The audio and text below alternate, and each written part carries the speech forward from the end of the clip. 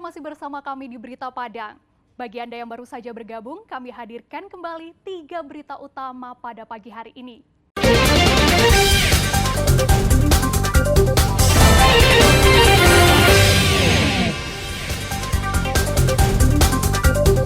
Banjir kembali landa Kampung Bukit Kacia, pesisir selatan, dengan ketinggian mencapai 1,5 meter.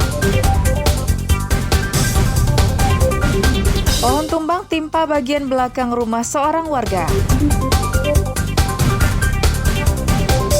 Ribuan warga Padang berebut gula pada tradisi Serak Gulo.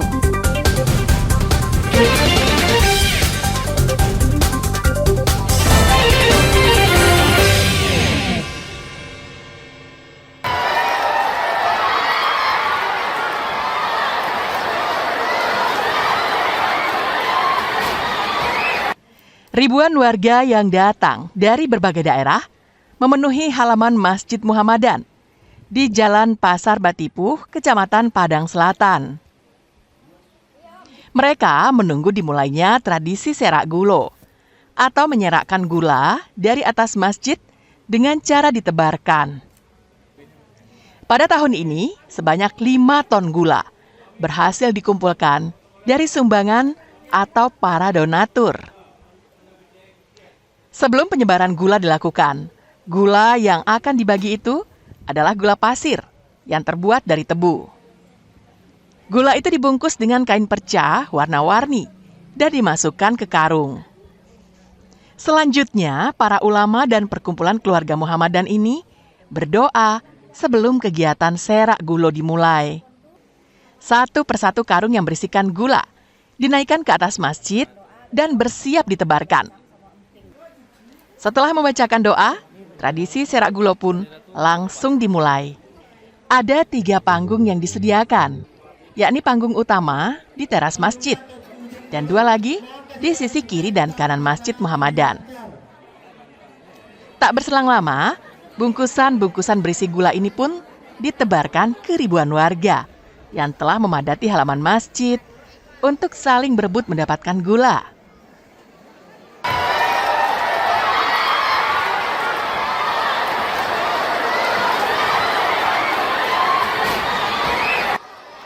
Kegembiraan warga pun terlihat jelas ketika bungkusan-bungkusan gula ini mengarah ke tempat mereka berdiri.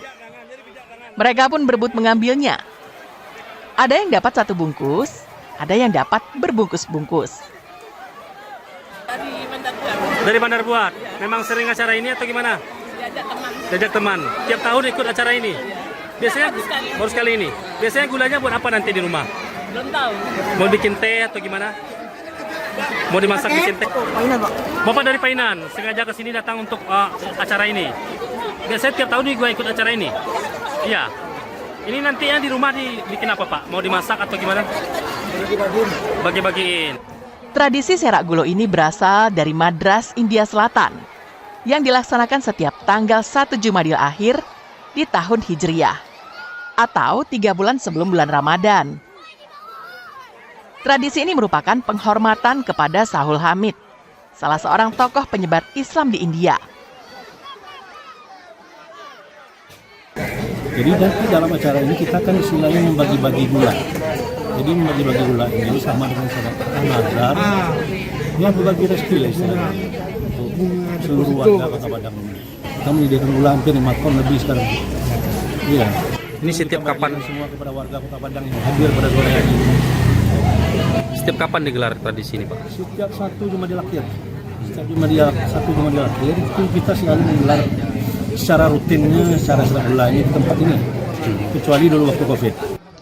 Di seluruh dunia, tradisi ini hanya ada di 3 negara, yakni India, Singapura, dan Indonesia, yang hanya dilaksanakan di Padang. Oleh pemerintah Kota Padang, tradisi serak gulo ini dijadikan salah satu kalender wisata yang tiap tahun dilaksanakan. Sejak tahun 2023, tradisi serak gulo telah ditetapkan sebagai warisan budaya tak benda Indonesia. Alfi melaporkan dari Padang.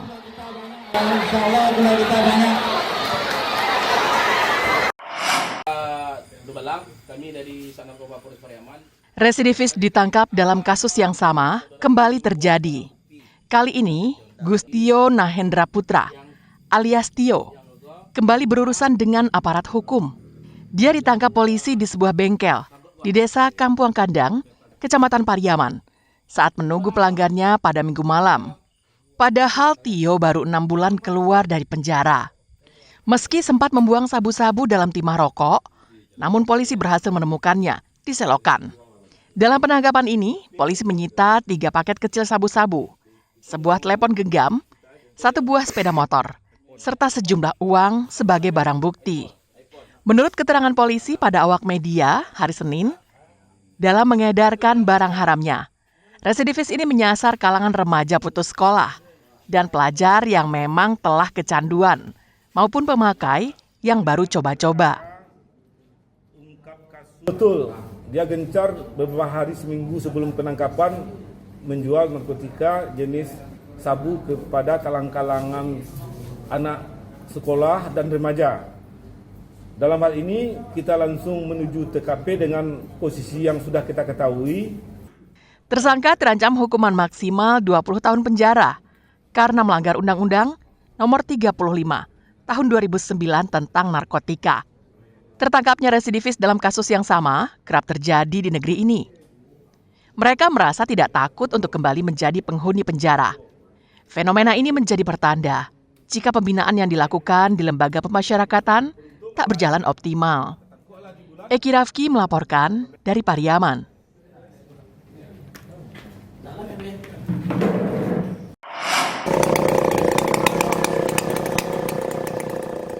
Badan Meteorologi, Klimatologi, dan Geofisika di Bandara Internasional Minangkabau memprediksi cuaca ekstrim masih akan terjadi hingga akhir Desember mendatang. Menurut Desindra Dedi, Kepala BMKG, pada Senin pagi, pihaknya terus melakukan pemantauan terhadap cuaca ekstrim yang terjadi, seperti hujan dengan intensitas lebat yang disertai petir hingga angin kencang. BMKG meminta masyarakat untuk selalu waspada jika terjadi hujan dengan intensitas lebat yang disertai angin kencang terjadi, sebab tidak tertutup kemungkinan adanya pohon yang tumbang dan ancaman longsor di daerah perbukitan. Seperti diketahui, sebagian besar atau sekitar 80% pohon pelindung di Padang telah tua dan lapuk. Selain itu, masyarakat yang tinggal di lereng Gunung Marapi untuk waspada, apalagi saat ini Gunung Marapi yang sering erupsi. Mungkin daerah dataran tinggi atau lereng-lereng ya. Nah, ini perlu diwaspadai kalau hujan lebat apalagi ekstrim, ini potensi pergerakan tanah atau longsor. Kemudian wilayah di lereng-lereng Gunung Merapi. Nah, kita tahu saat ini kan Gunung Merapi statusnya lagi level siaga, sehingga banyak terjadi peristiwa erupsi ya, di mana di Gunung Merapi saat ini material vulkanik itu kan banyak. Selain di darat, BMKG juga mengimbau nelayan yang akan melaut untuk meningkatkan kewaspadaan. Sebab saat terjadi hujan lebat dan angin kencang, juga berdampak terhadap tingginya ombak di tengah laut. Robiham melaporkan dari Padang. Saudara, informasi tadi sekaligus menutup berita Padang pagi ini. Saya Frin Meriana beserta tim redaksi yang bertugas mengucapkan terima kasih. Sampai jumpa.